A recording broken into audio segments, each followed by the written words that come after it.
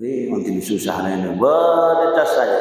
Padahal pada saat dia mengatakan susah, pada saat dia mengatakan sulit, pada saat dia mengeluh tentang apa yang sedang terjadi pada dirinya, dia lupa pada saat dia bercakap tuh badannya sehat. Hadis yang ke-31. Judul kita adalah Hakikat Zuhud. Ini judul kita ini agak-agak sedap, agak-agak dalam dikit. Sering kita dengar istilah zuhud. Apa pengertian zuhud itu? Adalah kaji kita subuh ini. An Abil Abbas Sahal bin Sa'id As-Sa'idi radhiyallahu anhu qala. Hadis kita subuh ini bersumber dari Abu Abbas Sahal bin Sa'ad As-Sa'di radhiyallahu anhu, dia berkata, Ja'a rajulun ila Nabi sallallahu alaihi wasallam. Beliau menceritakan ada seorang laki-laki yang datang kepada Nabi sallallahu alaihi wasallam. Laki-laki ini kemudian bertanya kepada Rasul sallallahu alaihi wasallam, Ya Rasulullah, dullani ala amalin. Ya Rasulullah, ajarkan kepadaku, tunjukkan kepadaku satu amalan. Idza amiltuhu, apabila aku amalkan amalan itu, ahabbani Allahu, maka Allah akan mencintai aku. Wa ahabbaniyan nas, manusia juga cinta kepadaku.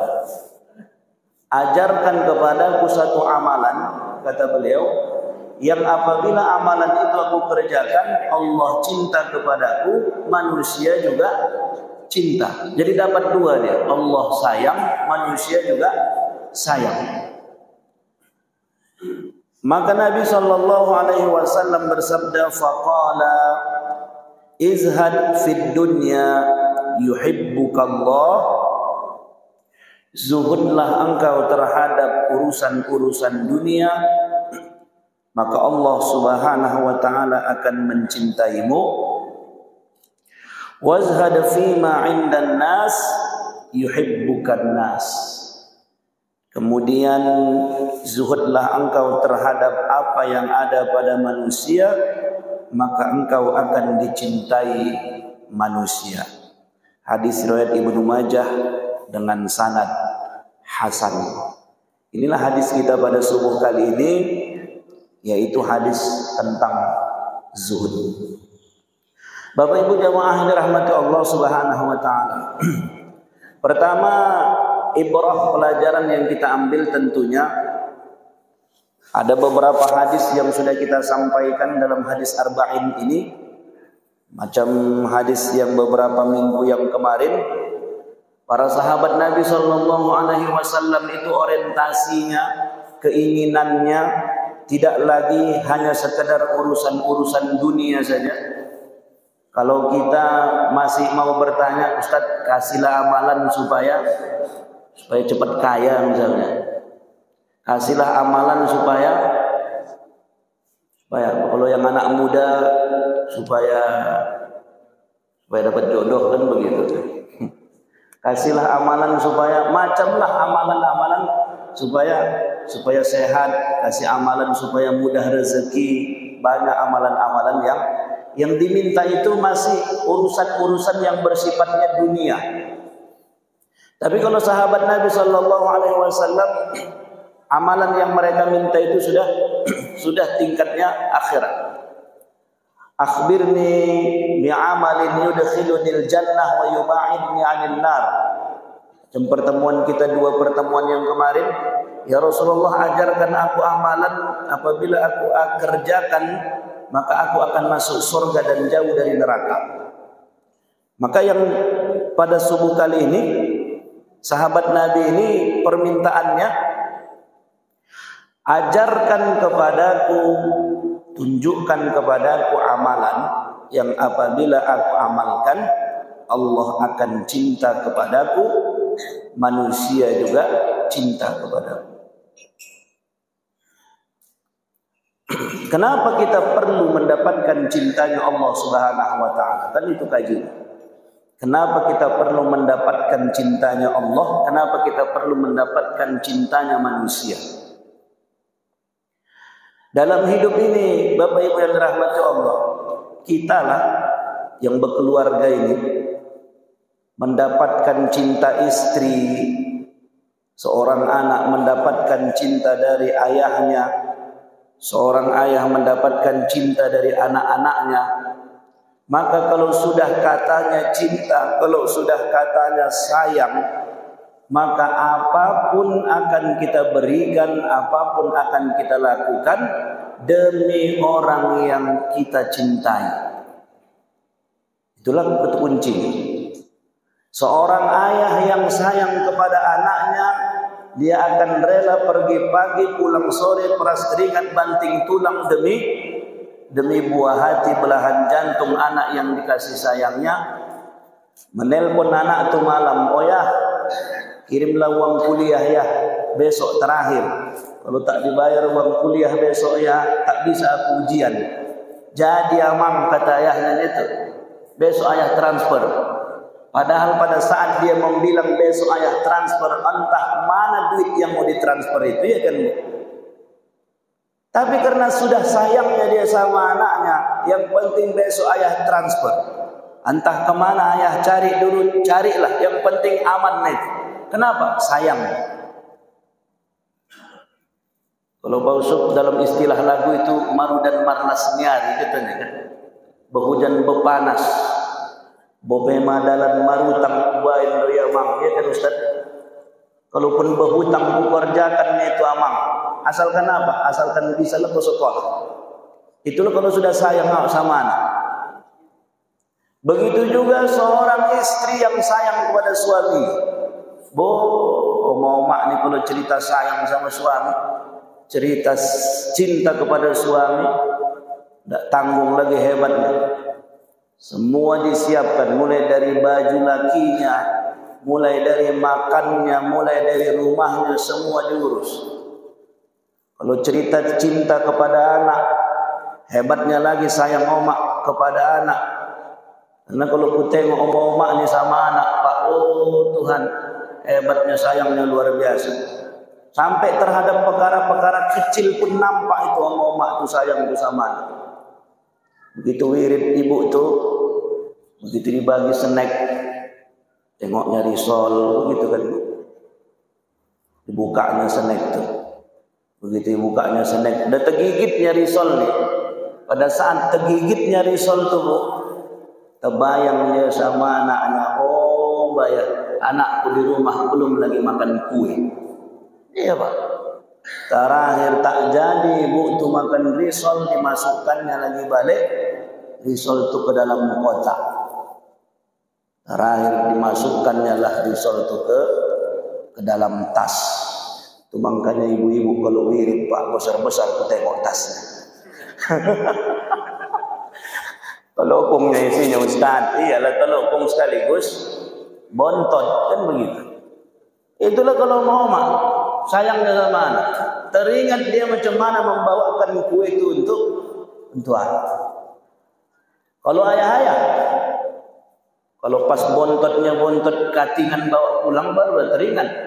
Kalau yang duduknya pula di kedai kopi, berjam-jam duduk di kedai kopi itu, pulang melenggang ayah itu tak pernah teringat dia membawa roti bakar ke rumah, kan begitu. Perkara sayang, cinta. Kenapa kita perlu cinta?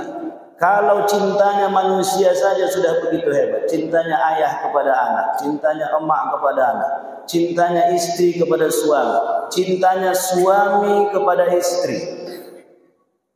Ya. Apapun akan rela dilakukan seorang suami demi membahagiakan istri. Walaupun terkadang demi membahagiakan istri, demi cintanya kepada istrinya, tak sedikit seorang suami yang rela harus mengerjakan perkara-perkara syubhat bahkan tak sedikit sampai mengerjakan perkara yang haram. Kenapa?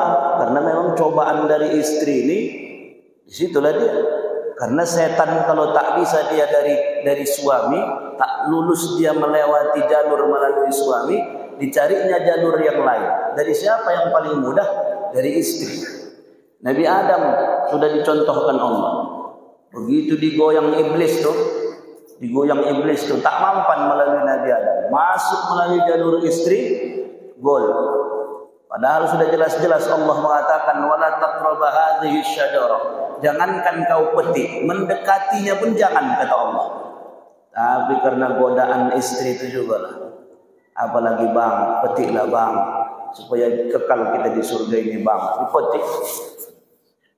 Ketika Nabi Ibrahim alaihissalam hendak menyembelih Ismail, ya, kuat Nabi Ibrahim melalui siapa digoyang iblis, digoyang setan, melalui istri dan anaknya. Maka sampai sekarang masih ada simbol melontar jumrah, perlawanan terhadap setan. Begitulah kenapa kita penting mendapatkan cintanya manusia. Apatah lagi mendapatkan cintanya Allah Subhanahu wa ta'ala. Mendapatkan cintanya Allah. Kalau Allah Subhanahu wa ta'ala sudah sayang, sudah cinta, sudah ridho Allah Subhanahu wa ta'ala kepada kita. Jangankan yang kita minta, yang Allah tahu kalau seandainya kita perlu terhadap sesuatu itu, maka Allah Subhanahu wa ta'ala akan berikan jalan-jalan kemudahan, jalan-jalan terbaik untuk kita bisa mendapatkan ketenangan dan kenyamanan dunia sampai akhirat. Kalau Allah sudah cinta kepada kita. Cuma kadang kita ini tak bisa kita merasakan bagaimana cintanya Allah, tak bisa kita merasakan bagaimana sudah sayangnya Allah sama kita. Maka akhirnya dalam hidup ini tak sedikit orang yang payah mau bersyukur kepada Allah. Asik mengeluh saja hidupnya. Asalkan berjumpa sama dia mengeluh. Asalkan berjumpa sama dia tak pernahlah cerita senang. Asalkan jumpa sebenarnya. Cuma ketua bilang, udah ada gitunya duluan. Berdesasnya itu. Beginilah. Mana udah gelap ini gelap katanya. Apanya yang gelap? Gelaplah katanya, gelap. Semuanya gelap. Padahal pada saat dia mengatakan gelap, pada saat dia mengatakan bahwa gimana bang, tahun apa sekarang nih? Katanya tak jadi naik juga, katanya pula ya kan? Tunggu tanggal 1, pikir naik lah tanggal 1, rupanya tak naik tanggal 1, begitu tanggal 3 naik. Tuhan, yang paten. Karena tanggal 1 itu Bapak Ibu udah banyak mahasiswa yang mau demo. Udah banyak mau demo. Tapi itulah pula patennya itu. Dibilang tanggal 1 naik, tak jadi demo. Begitu tak jadi demo, tanggal 3 dimainkan orang itu kan. Naik. Cuman lah kena pranknya kan. Cuman bang, malah naik BBM tertahu kok. Nanti susah ini, berdecas saja. Padahal pada saat dia mengatakan susah, pada saat dia mengatakan sulit, pada saat dia mengeluh tentang apa yang sedang terjadi pada dirinya, dia lupa pada saat dia bercakap tuh badannya sehat. Ya kan Bu? Kita ini terkadang begitu. Lupa kita bersyukur atas nikmat yang kecil-kecil. Kenapa? Karena yang kita pikirkan itu nikmat itu harus yang besar. Padahal pada saat dia mengeluh itu, di depannya ada teh manis, di depannya ada roti, badannya sehat. Tak teringat dia bahwa ada orang yang tak sempat lagi minum teh manis. Tak teringat dia bahwa ada orang yang sudah terbaring di rumah sakit. Tak teringat dia ada orang yang sudah tak bisa lagi menikmati apa yang sedang dia nikmati pada saat itu. Padahal kalau dipikir Allah Subhanahu wa ta'ala cintanya sama kita luar biasa.